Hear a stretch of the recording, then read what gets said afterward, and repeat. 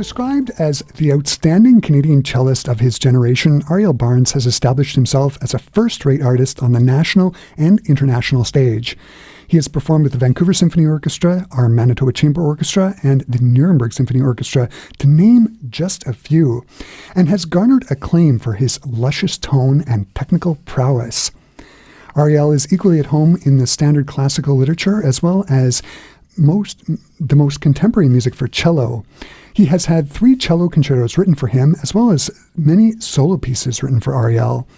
He's performed on CDs that have won 2 Western Canada Music Awards and a CD that has been nominated for a Juno Award. Ariel Barnes is here in Winnipeg performing and teaching at the Rosamunde Festival and Academy, and he's teaching some of the up-and-coming cellists that are there at the Academy. It is with great pleasure that I welcome Ariel Barnes into our Classic 107 studios. Welcome here.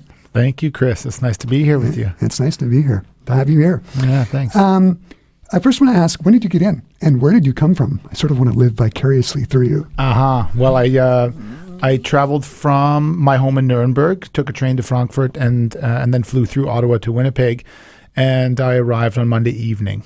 Right. So you've had a couple of days to sort of recuperate, get over jet lag. Yeah. Or at least start to feel the jet lag. Yeah. Right. But it's fine. It's not so bad. Yeah. That's great. The Rosamunde Academy started today out at Canadian Mennonite University. Have you started working with the cellists today? Have you done any teaching? Indeed, right away from the very first minute. We had a technique class with the Core 1 or advanced group, and then a master class right after that. And then I met with the younger students in the Core 2 group, and we also had a master class. So very intensive first day. Indeed it is. Yeah, the days are full and intense. And so is it going to be like that for the rest of the time that you're here? Indeed. Yeah. So you'll be teaching, like, for example, on the Friday, you'll be teaching all day and then doing the concert. That's right. At night. Yeah. That's right. It'll be a combination of group classes and private lessons on Friday. Yeah. Wow. I know you put a great importance on teaching.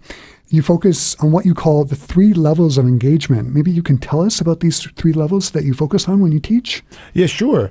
I think there are 3 really clearly, for me, three really clearly defined areas to approach in order to help a young artist develop. And one, of course, is the art of cello playing. Actually just physically approaching the instrument, the technique involved that should be supporting all of your musical ideas, right? Which is really the art of interpretation. That would be the second level of engagement. And then the third is actually the communication of those ideas and how you actually transmit them to people in a live concert setting. For some students, those the transmission of ideas comes very naturally. They're very expressive. They're very open, and they sort of intuitively take themselves there. And for other students, that requires more work. You actually have to sculpt and mold this concept. Yeah. Right. So that sort of takes me into my next question. When you're listening to a cello student that you've never heard before, do you sort of grade them on these 3 levels and then teach to the level that is sort of the most lacking? Like, how does that work when you're listening to a cello student for the very first time? Yeah, that's a good question. It depends on how much time one has, really. I think my approach is much more intuitive when you first meet somebody. You want to listen to them play, you watch them and sense them as a person, really. And try to, especially if you have not so much time, try to offer them what you think they need most at that moment. And that can be a difficult thing to do, to try and pick just one thing, especially when you have the inclination to really help people, you know. But it's really an intuitive process. You get a sense for where sometimes things are it's very obvious, and you think, oh, we absolutely must, approach this particular topic or that particular topic. And other times you recognize that there are several you could address, and all would be equally important to that student. Yeah. Wow. I also know that you're big into 20th century music. Why is playing new music important to you, and what do you find exciting about playing a piece that's never been heard before? That's a great question for me. First of all, I just want to correct your statement a little bit, if that's okay, and that is I'm actually big into 21st century music. Right. Yeah. You know, I mean, it's almost 2020, and although of course I love 20th century music, and so much of it inspires me. I love playing that repertoire. It's really the creation of brand new music today that really excites me. What excites me about it is it's, first of all, it's a fresh creation, and I like the idea of creating things that are quote unquote original or new. It offers me, first of all, I like the fact that it's not weighed down by tradition. I like that there's a particular freedom there to bring your own voice to the music. I mean, of course, you're collaborating with a composer who has a language, and there's much to respect there.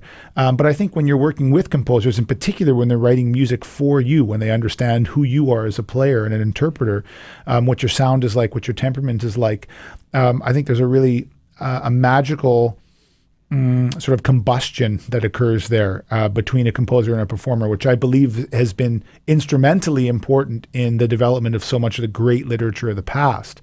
So for me, it feels like I'm really, really close to the essence of our art form and helping it move forward in my own tiny little way. Yeah. And at the same time, able to realize myself in a very pure sense.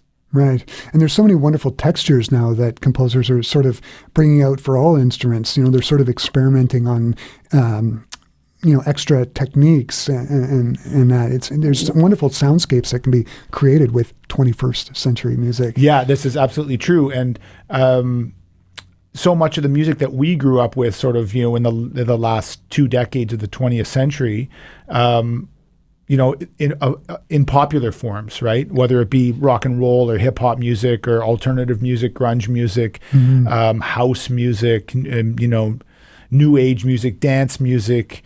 All of these things are now in the consciousness of many contemporary composers, right? And so they're drawing this. It's very much music of our time, and somehow I sort of emotionally and psychologically relate to this fresh music in a really relevant way. It's interesting you bring up hip hop because I know at the festival they're going to be performing a piece by Nicole Lizet, who I know, and one of the characteristics of her music is she makes use of some hip hop music. She sort of infuses it in her music. So I listened to lots of hip hop when I was younger, and then several years ago I played a work of Nicole's on a new music series run by the Vancouver Symphony Orchestra,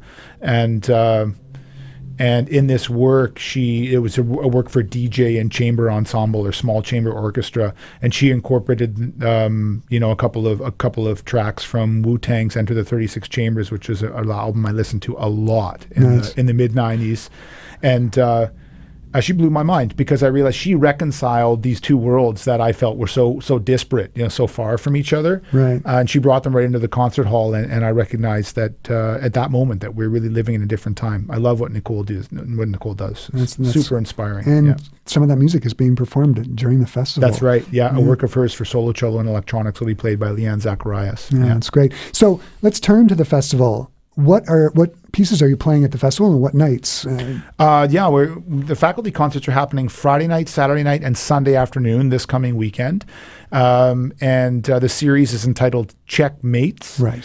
And I myself will be playing a string sextet by Antonin Dvorak and a piano quartet by Joseph Suk, which was one of his pupils, one of Dvorak's pupils. Well, son-in-law, right? Yeah. Right? There you go. Yeah. So even closer. Yeah. So and no music. No 21st century music for you. Yeah, indeed. Yeah. That's interesting. That's okay. I'm coming back to play a brand new concerto with the Manitoba Chamber Orchestra in February. So I'll get my chance to play contemporary music in Winnipeg in the next 6-7 months. Yeah. Well, that's great. Yeah. Ariel, thanks so much for stopping by our Classic 107 studios and talking to us today about the Rosamunde Festival. Absolutely, my pleasure. The Academy. If you or somebody you know might be interested in attending the Rosamunde Music Festival concerts, which takes place on Friday and Saturday at 7 o'clock and Sunday at 3 at Canadian Mennonite University's Laudamus Auditorium, or you want to come out and see the students at the Academy perform on the 21st, 22nd, or 23rd of August, go to rosamunde.ca for more information. Rosamunde is spelled Rosamunde. Ariel, thanks so much again for stopping by our Classic 107 studios and talking to us. My pleasure, Chris. Thanks for having me.